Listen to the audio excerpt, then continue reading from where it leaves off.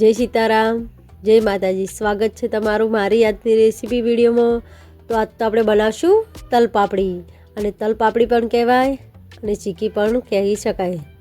તો તમે મારી રેસીપી પર નવા આવ્યા હોય તો મારી યુટ્યુબ ચેનલને હજી સુધી સબસ્ક્રાઈબર ના કરી હોય તો સબસ્ક્રાઈબર કરી દેજો। તો ચલો આપણે બનાવીએ તલપાપડી।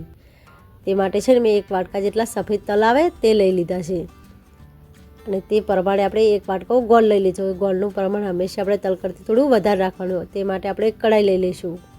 કઢાઈમાં આપણે જે તલ લીધા હતા તે બધા સારી રીતે શેકી લેવાના છે, એટલે આપણે બધા તલ કઢાઈની અંદર એડ કરી દઈશું। હવે તલને આપણે ઉખેડાની મદદથી 2 થી 3 મિનિટ સુધી શેકાવા દઈશું, ને આપણે આવી રીતે હલાઈ જઈશું અને તલને સારી રીતે શેકી લઈશું। આપણે તલને સારી રીતે શેકશું તો આપણને ખાવામાં પણ સરસ લાગશે અને કચાશ પણ અંદર રહેશે નહીં, અને તલ શેકાશે પણ સારી રીતે।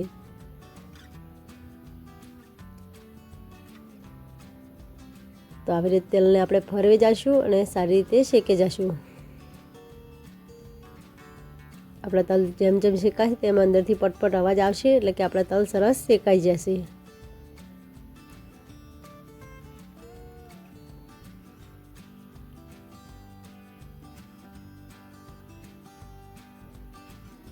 જો આપણા તલ સરસ શેકાઈને તૈયાર થઈ જશે, ગેસને આપણે હવે બંધ કરી દઈશું, અને તલને આપણે શેકેલા છે તેને એક પ્લેટમાં આપણે કાઢી લઈશું।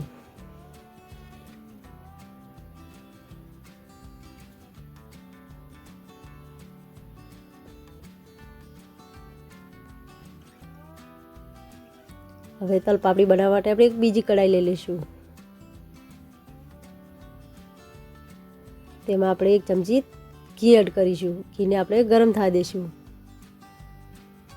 તો આપણું ઘી ગરમ થઈ ગયું, તેની અંદર આપણે ગોળ હતો તે બધો અંદર એડ કરીશું। ગોળને આપણે સારી રીતે ઓગાળી દઈશું। આપણે આવી ગોળને ઓગાળી જવાનું છે અને ઉખેડાની મદદથી બરાબર હલાઈ જવાનું છે। ગોળને આપણે સારી રીતે પાયો થવા દઈશું। ગોળનો પાયો છે આપણે એકદમ બહુ આકરો થવા દેવાનો નથી।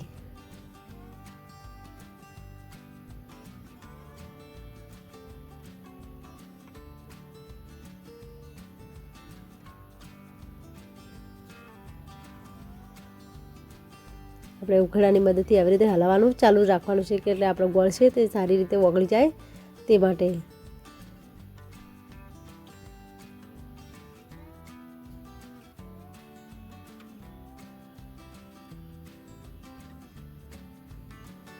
તો જો હજી આપણો ગોળ ઓગળ્યો નથી, આપણે હવે ફરીથી હલાવવાનું ચાલુ રાખશું। આપણે હવે બરાબર હલાઈ જઈશું, એટલે કે આપણો ગોળ છે તે સારી રીતે ઓગળી જાય તે માટે, અને ગોળનો પાયો પણ આપણે સરસ તૈયાર થઈ જશે। તો જો આપણો ગોળનો પાયો પણ સરસ તૈયાર થઈ જશે। હવે તેમાં આપણા તલ જે હતા તે બધા અંદર એડ કરી દઈશું। ગેસને આપણે બંધ કરી દઈશું। ગેસને આપણે બંધ કરીને પછી તલને સારી રીતે મિક્સ કરી લઈશું। આપણે બરાબર મિક્સ કરીશું કે આપણા તલ છે તે ગોળની અંદર સારી રીતે મિક્સ થઈ જાય તે માટે।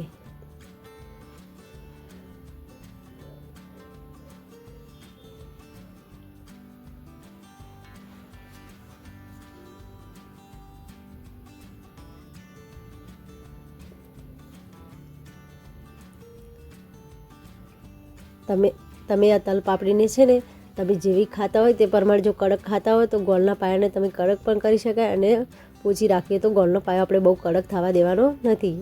જો અમે પોચી બનાવી છે અમે, એટલે ગોળનો પાયાને કડક થવા દેવો નથી। હવે આપણો તલ જે બધા શેકાઈને તલની પાપડી જે તૈયાર થઈ તે બધી થાળીની અંદર કાઢી દઈશું।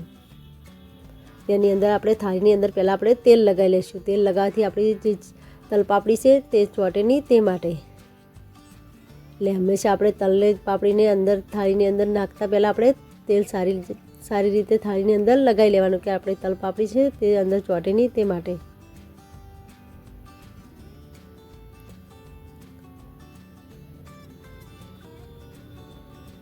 તો હવે આપણે તલને જે તૈયાર કર્યું તે બધું થાળીની અંદર કાઢી લઈશું।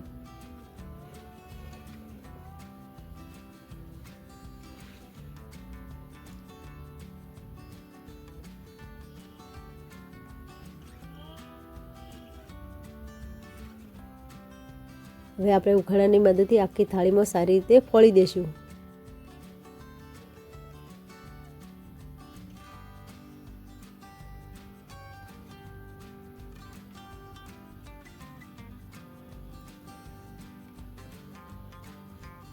આપણે આવી રીતે આખી થાળીમાં ઉખેડાની મદદથી સારી રીતે ફોડી લેવાની છે।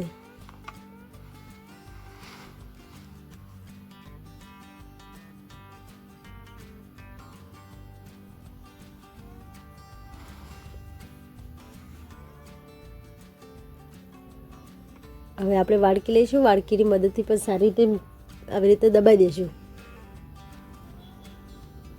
આપણે આખામાં આવી રીતે સારી રીતે વાડકીની મદદથી દબાઈ દેવાની છે કે આપણી તલપાપડી છે તે આખી થાળીમાં ફોડાઈ જાય તે માટે।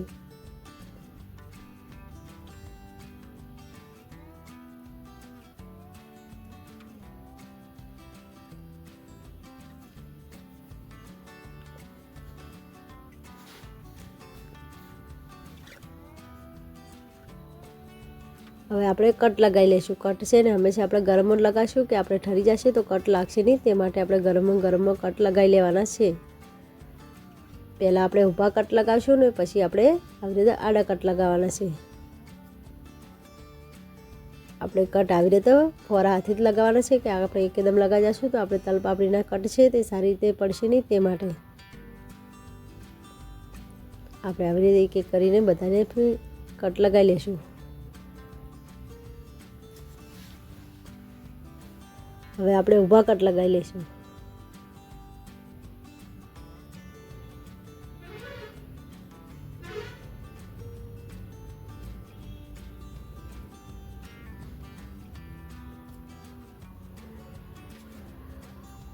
હવે તેને આપણે ઢોકીને 1 કલાક સુધી એક બાજુ મૂકી દઈશું।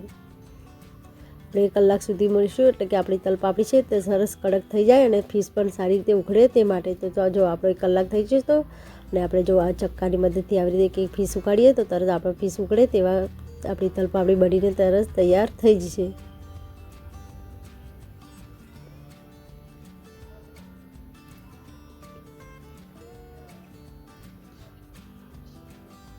જો આપણી તલપાપડી સરસ બનીને તૈયાર થઈ અને તલપાપડી કહેવાય અને ચીકી પણ કહી શકાય છે।